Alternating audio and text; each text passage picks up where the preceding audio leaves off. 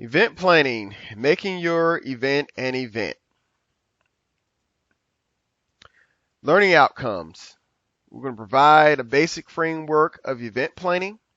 We'll clearly define programming and types of programs. And we're going to talk a little bit about exploring successful and unsuccessful programming characteristics.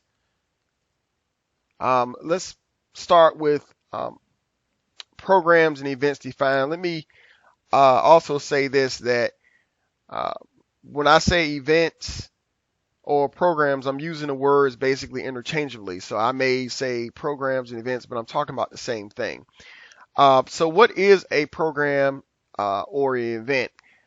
Generally speaking, it's a gathering of people, whether that be students, faculty, staff, or the community, at a particular time and location that is sponsored by your club, organization, division, or office on campus. That's what a program event is defined as. So why do we program? Um, we do it to engage prospective members. It's used as a recruitment tool. You do it to provide entertainment, service, or increase awareness. So, for example, if you decided to bring in a comedian that is providing entertainment, if you decided that you want to do a Take Back the Night event, which is more or less an event around sexual assault awareness, it is to provide awareness.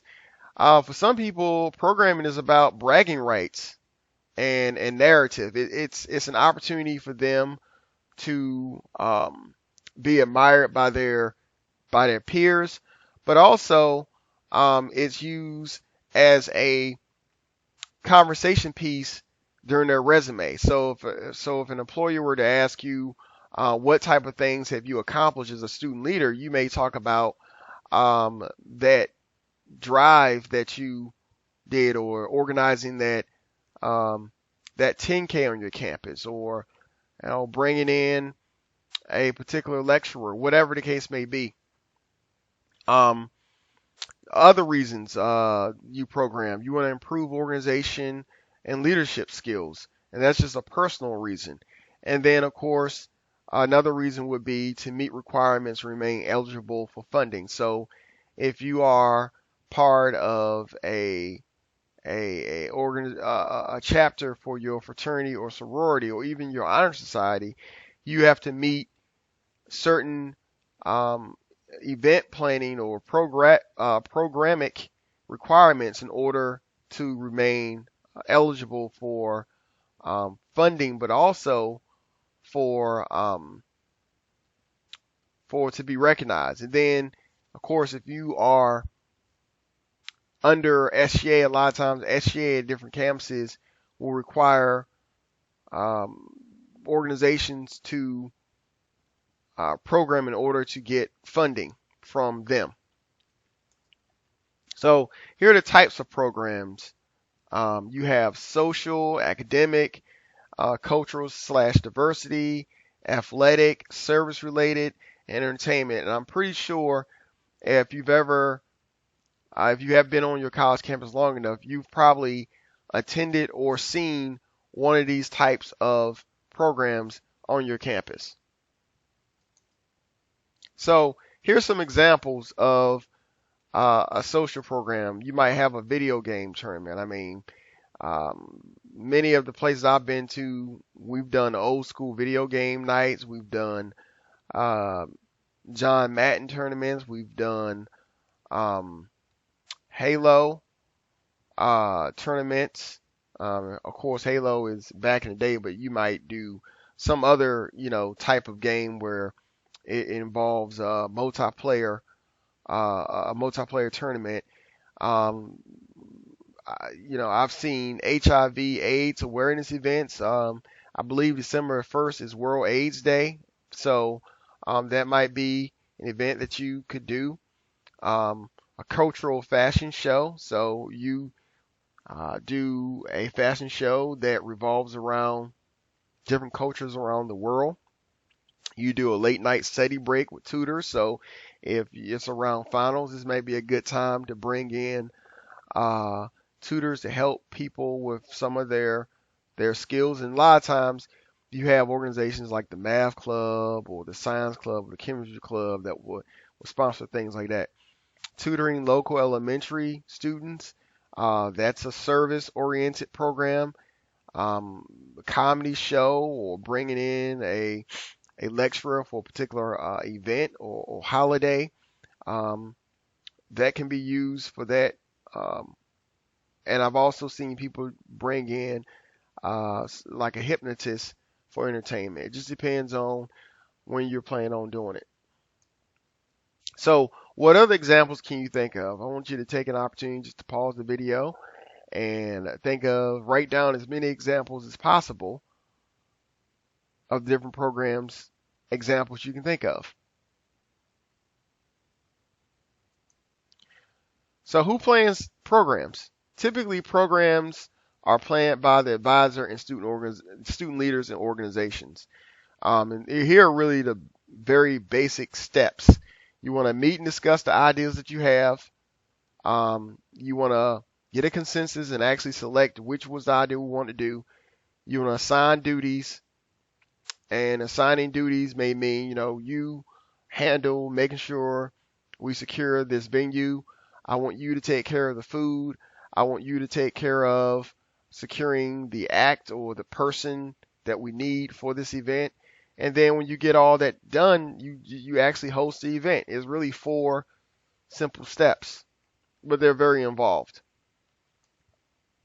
Program costs. Each program is going to be different in terms of price. Some programs only require your time, while others can cost thousands of dollars. If you're bringing in, again, a big band or a concert or a nationally known celebrity, that's going to cost you thousands of dollars, no matter how you look at it. And your programming budget is usually determined by the student activity fees, your SGA, your advisor, or your institution's finance department. I would say at the beginning of the year, your institution's finance department decides what it is you're going to have, how much money you're going to have, and then from there, your SGA gets a hold of that money, which sometimes is based on activity fees, and it's dispersed to the rest of the organizations.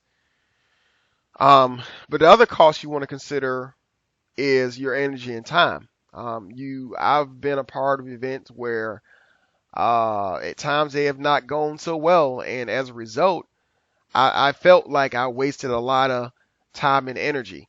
But a lot of times, you can kind of get an idea of if it's worth your time, because you just have to look at what day you're planning the event. Is it in conflict with other events happening during that time? Is it a time, a month or time of the year that students typically do events? And what I found is you want to plan more of your events towards the beginning of the school year, because that's when you have the funding, but also you have the momentum going in your favor. It's back to school. People are excited. People want to be there. That is the time to do it. It gets a little tough in late November as you get closer to the holidays, and of course in December. So I want to expound upon the 4 points that I made earlier and talk a little bit about the steps to a successful event. I think the first thing you have to do, you have to determine what type of event you will host. You want to select the time, date, and location of events, and this will normally require a reservation in advance. So you will need to talk to your advisor or the person who's responsible for booking the rooms. You cannot just show up and say, we're going to do this event, or bypass these people. They have to be in the loop. You have to delegate your responsibilities. I would never recommend one person doing everything by themselves. I've done that, and believe you me, it's not worth it. You want to publicize and promote the event. You want to consider Murphy's Law. What I mean by Murphy's Law is what can't go wrong will go wrong. So you may be planning an event outside, but then that day you may get really bad weather. And as a result, you have to have a plan B, because now you have people who want to show up for this event, but if you have all these people there, but then it rains, what's the next location? You want to actually host the event, and then you want to evaluate and market your next event. And when I say evaluate, you want to really look back and say, okay, what did we do right with this event, and what can we improve upon? Um, and while you're there, you want to market your next event. I think many organizations make the mistake of not offering another event while they've putting together the current event. That's, the people that come to your event are the people who want to maybe go to another event, and you have them there already, so you might as well tell them about what your next event will be if you're having one. So successful programming characteristics. I think they include, you have to clearly find who your audience is going to be. Who is this event being planned for? Because if you plan an event and you're trying to plan it for everybody, well, everybody's not going to show up. So you want to be very specific, and who are the type of people, who are the ideal people that we really want to have at this event. You have to plan the event in advance. Never, ever, ever plan an event at the last minute, because you're asking for trouble to happen. You definitely ask for Murphy's Law then. Always have a plan B. So if the event doesn't happen here, maybe it could happen somewhere else. You have to get organized from the start. Everyone who's involved in this should know what they're doing and how to do it.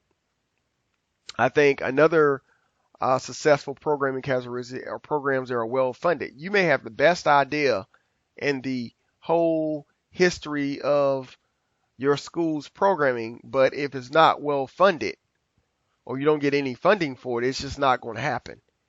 I think it has to be thoroughly publicized.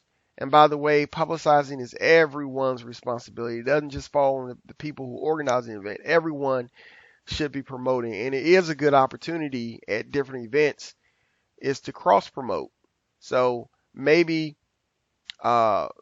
maybe we have some friends over here in this other organization. They can tell people about our event at their event, and we'll do the same thing for them. It just makes things a lot easier.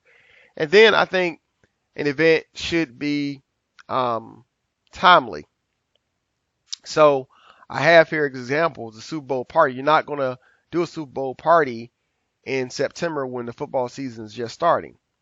You're not going to have an event about, let's say, a couple of years ago you had Casey Anthony, the big case where the woman was accused of killing her child. Well, that was 3 or 4 years ago. You're not going to talk about that now because it's not timely. You want to maybe, if you're going to do discussions, maybe do things that are relevant issues. So here are the unsuccessful programming characteristics. Not enough buy-in from your intended audience. So you put a survey out there, you see if people want this event, and no one seems to show interest. You probably don't want to do that event. Or if no one's really in support of what you're trying to do. Doing it at the last minute, as I said before, you never, ever, ever want to do an event at the last minute because you're asking for it to be disorganized and dysfunctional. Speaking of disorganized, you don't want it to be disorganized. You don't want to have it all over the place. You want to be very clear about what it is you're doing. If you have an unclear vision, people are not really going to be sure how to best follow you or what they can do in order to help it work. Lack of funding. You want to make sure that your event has some funding. It may not be a whole lot of money, but it needs to be something to cover some of the costs. You don't want to have a program that doesn't meet organizational goals. Like I said before, if you have an organization that is showing, I don't know, anime, but then you guys decide that you want to do something, you want to show, I don't know, classic Hollywood movies. I mean, it's not really a match there. So you want to make sure that you're giving your members what they want and it matches up with what your organizational goals are. Poorly publicized. You want to make sure that your event is publicized as best you can. You want to use your social media, maybe some flyers. And when you put your flyers up, you want to put them in conventional places, but you also want to maybe put them some unconventional places. One of the places I thought was pretty funny that they put flyers in was in the bathroom stalls, because when you gotta go, you're looking there. It forces you to look at it and take notice. So it's pretty funny, but it's not for everybody. And when you're talking about putting up flyers, you really want to get a good idea of where they're allowed and where they're not allowed. The only way for you to know that is to talk to your advisor or to look at your handbook at your institution. Another unsuccessful programming characteristic is a lack of endorsement by advisor and or administration. So your event may be successful, but if it wasn't sanctioned or condoned by the people who cut the checks or who are in administration, then your organization may not live to see another day, or at least may not live to see another event quite like that, even though it may have been wildly successful. Additional tips. As I said before, you want to consult your advisor for specific requirements. That is key, and you want to get them in the loop from day one, because they have to be on your side. Your event should be planned and executed as a team. Again, there's no I in team. Events are a team effort for sure. It's everyone's job to publicize the event, so it's not just this person's event because they are leading the efforts for this event. It has to be everyone's event, because I think when the event is a success, you all look good. You all look good. Be sure to get buy-in from students before you plan an event. So that can be done by just doing a quick survey. You can go to surveymonkey.com. They offer free surveys. You can just go there, fill it out, and do that. Then there's a texting service called, I believe, polleverywhere.com. If you go there, you can text out surveys to people to their smartphones. So you definitely want to get a consensus from your students before you start planning events. I did an event once, and I didn't really think to get the students' permission, and then all of a sudden the event wasn't successful. And it would have been had I just taken the time maybe to see what the students wanted. You want to use the event as an opportunity to invite new members to your organization. Always, always, always be looking to invite new members. That's what keeps your organization going. You never want to not use an event as a way not to get members. You will always use that event to get members. Generally, alcohol and drugs is never sanctioned at campus events. I guess there are some campuses that will do that, but most campuses, and let me say this, many campuses I've worked on have never ever said it's okay to have alcohol served at the events. There's too much of a risk and a liability. Okay, more tips. So with networking, you want to encourage collaboration with other student organizations, stakeholders around campus. Again, cross-promote and use each other's resources. This organization may have the funds to buy the food. You may have successfully secured the venue as well as have the number of people. You may have the people to be able to do it. And speaking of which, faculty members, I would say try to get them involved because they have the one asset that you really, really want, and that is the students. So try to get them on your side. You want to balance things. You want to encourage your members to balance their involvement, work, and life. As much as I enjoy programming and all of this, my first priority was to get a college degree. And I know many students I've ran into, and you probably know who that student is. In fact, you might be that student yourself where you're always doing something for the institution. I got a quick story. So when I was in undergrad, there was a girl who was elected president SGA, and she ended up being impeached because they found out that she didn't have the grades to be president. She had below a 2.0, and it was required, I believe, at least a 2.5 to be uh, president of the Student Government Association. So, I mean, you have to find that balance.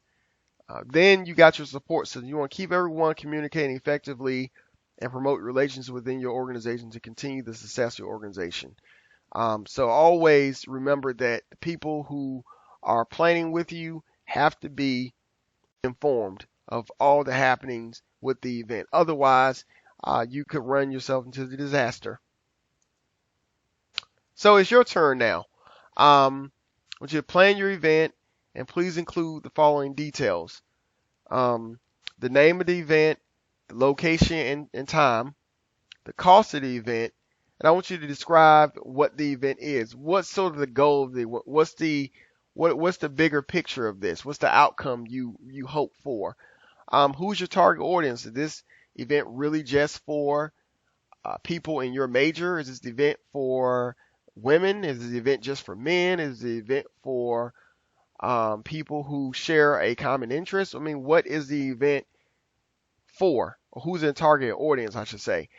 And of course, who's doing what? So, who's going to be in charge for securing the venue? Who's going to be in charge for securing maybe the food? Who's going to be responsible for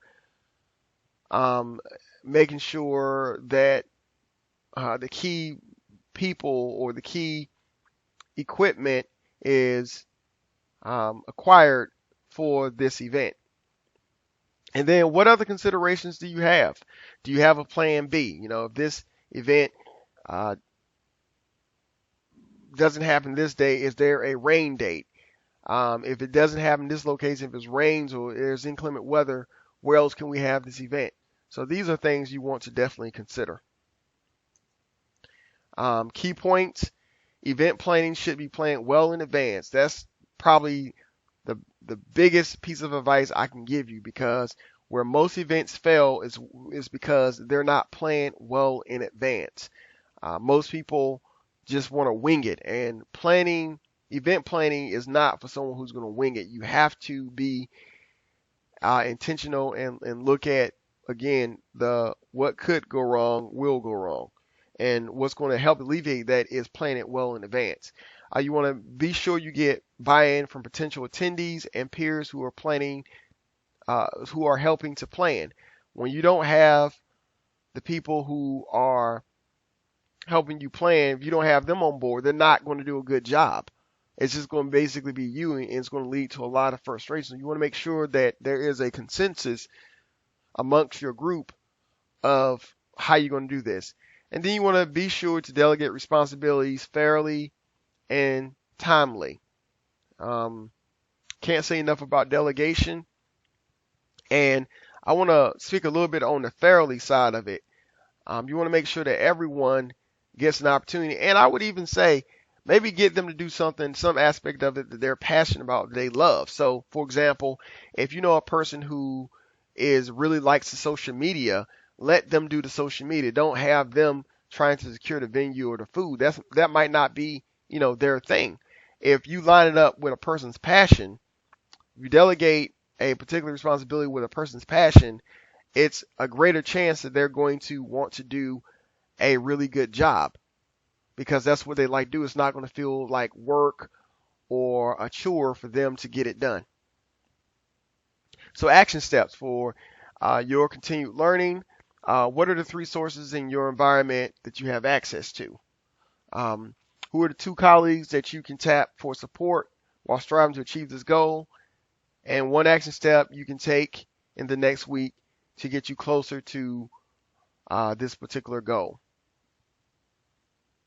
Additional resources, you want to refer to my guide, Up Your Org, a guide to help student leaders thrive. I have a whole chapter in there talking about event planning. It goes into a little bit more detail than what I was able to go to with this particular module, but it's complementary as well. So that's a great opportunity. And then you want to also download the Up Your Org event planning worksheet that goes with this module. That's going to help you, plan your event and get you organized. But remember, one last thing I want to say, remember, keep your advisor in the loop at all times because they're going to know specifically what you need to do in order to make this work. And again, I want to wish you success, and I can't wait to see you in the next module. So good luck with planning your event. I know you're going to do a great job, and I know your event is going to be a big success. So thanks again, guys, and I'll see you in the next module.